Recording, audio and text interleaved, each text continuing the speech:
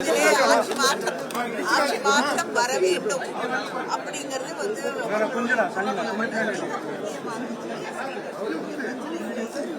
எல்லாருமே வந்து எடுத்து சொன்னாங்க. அது வந்து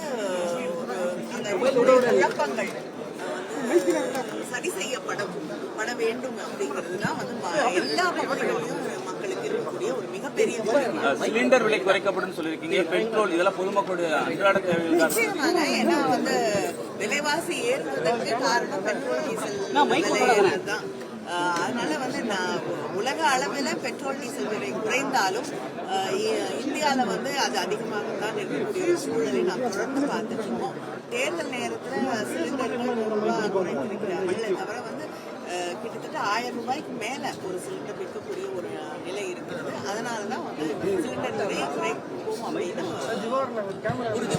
பல்வேறு சட்டங்களால பாதிக்கப்படுறதையும் வெளிப்படுத்தினாங்களா மக்கள்.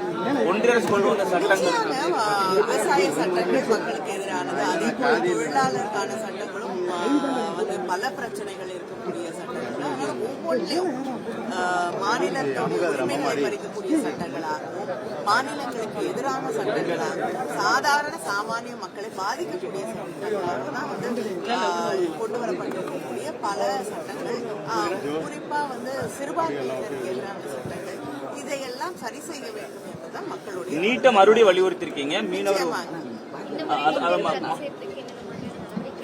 இல்லைங்க, தமிழ்நாட்டில் வந்து நீட் விளக்கப்பட வேண்டும் அப்படிங்கிறது தான் எங்களுடைய கோரிக்கையாக இருக்கிறது. நிச்சயமாக ஆட்சி மாற்றம் வரும்பொழுது அதை நிச்சயமாக எங்களால் செய்ய முடியும். நன்றி. செய்திகளை உடனுக்குடனும் துல்லியமாகவும் தெரிந்து கொள்ள சப்ஸ்கிரைப் பண்ணுங்க.